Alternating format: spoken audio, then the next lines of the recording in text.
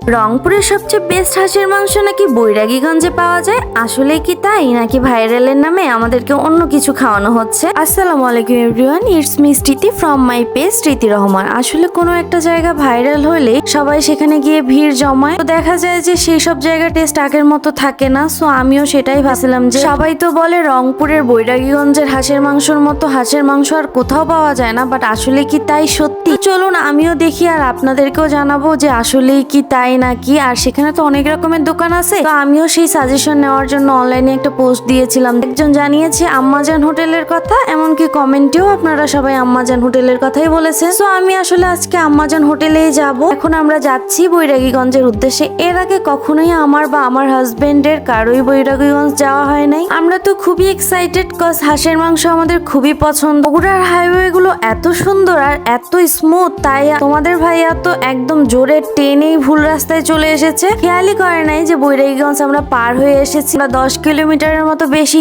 চলে গিয়েছি। ম্যাপও অন করে নিয়েছি।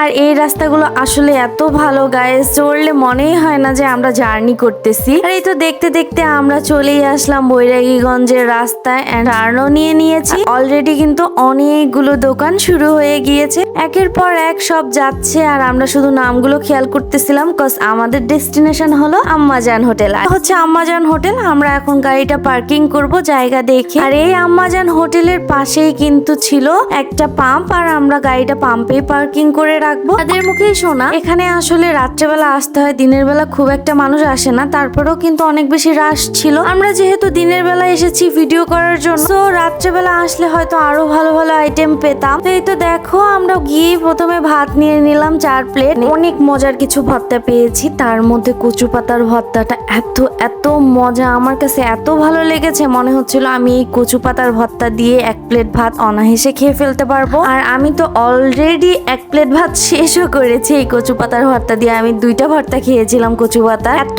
এত টেস্টি, আমার কাছে খুবই ভালো লাগছে। আসলে কচু জিনিসটাই আমার অনেক বেশি পছন্দ। আমাদের হাঁসের মাংস চলে আসলো। কোয়ান্টিটি নিয়ে কি বলবো তোমাদেরকে, অনেক বেশি দিয়েছে। প্রত্যেকটা পিস বড় বড় ছিল। প্রত্যেকটা প্লেটে রান দিয়েছিল একটা করে। 6 পিস মাংস ছিল টোটাল। সব মিলে আমার কাছে অনেক ভালো লেগেছে কোয়ান্টিটি। একজন মানুষ খুব ভালো মতো খেতে পারে। যারা কম খায় আমার মতো, তারা তো এটা শেষই করতে পারবে না, কজ আমিও শেষ করতে পারি নাই। আসলে দেখাই আমরা কি কি নিয়েছিলাম। আমরা কিন্তু অনেক কিছু নিয়েছিলাম। আমাদের টেবিল তো একদমই ভরপুর অবস্থা, দেখেই অন্যরকম একটা শান্তি লাগতেছিল। এত রকমের খাবার, প্রত্যেকটাই একটার চেয়ে একটা অনেক বেশি টেস্টি ছিল। সবাই খাচ্ছিলাম। আর এই তো ব্লগার বলে কথা, সবাই টুকটাক ভিডিও নিচ্ছিলাম। আমি কিন্তু অনেক বেশি এনজয় করতেছিলাম এই সব ভর্তা ভাজির সাথে হাঁসের মাংস। ওয়াও, অন্যরকম কম্বিনেশন। আমি বারবার খাচ্ছিলাম আর তোমাদেরকে কচু ভর্তাটা দেখাচ্ছিলাম। জাস্ট অসাম একটা ভর্তা ছিল। এরপর আমরা ট্রাই করলাম হচ্ছে গরুর মাংসটা। তো চলো এখন বলি তোমাদেরকে গরুর মাংসটা কেমন হয়েছে। গরুর মাংসটাও আমার কাছে ভালো লেগেছে গায়ে। এখানকার কালাভুনা প্রত্যেকটাই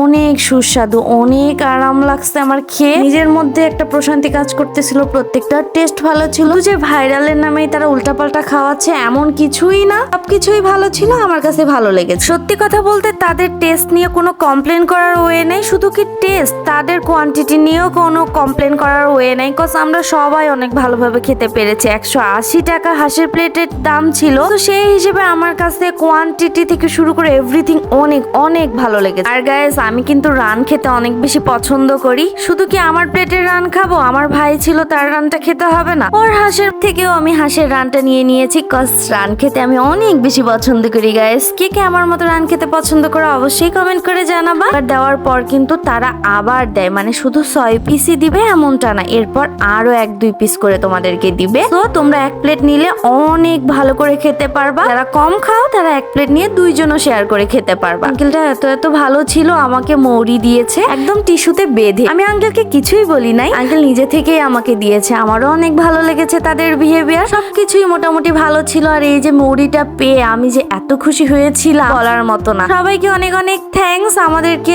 এত সুন্দরভাবে আপ্যায়ন করার জন্য। আর বিলও কিন্তু আমাদের আহামরি বেশি আসে নাই। আঙ্কেলদের বিহেভিয়ারও অনেক ভালো ছিল গাইস। আর এই যে দেখো মৌরিটা নিয়ে আমি টুকটাক ভিডিও করেছিলাম। আমি কিন্তু খুব খুশি ছিলাম এরকম ছোট্ট একটা গিফট তাদের কাছ থেকে পেয়ে। আর এই তো দেখো এখন আমরা বাসার উদ্দেশ্যে রওনা দিয়ে দিয়েছি। সেদিন কিন্তু আমি খুব সুন্দর একটা শাড়ি পরেছিলাম। আর এই শাড়িটা এর আগেও তোমরা দেখেছিলে। অবশ্যই কমেন্ট করে জানাবা যারা যারা আমার এই শাড়িটা দেখে চিনতে পারতেছো যে এই শাড়িটা আমি আসলে কোথায় পরেছিলাম। আর দেখো আমি কিন্তু অনেক সুন্দর একটা চুড়িও পরেছিলাম। এই চুড়িটা আজকে আমার ফার্স্ট পরা। চুড়িটা আমার খুব পছন্দের, মানে খুবই পছন্দের।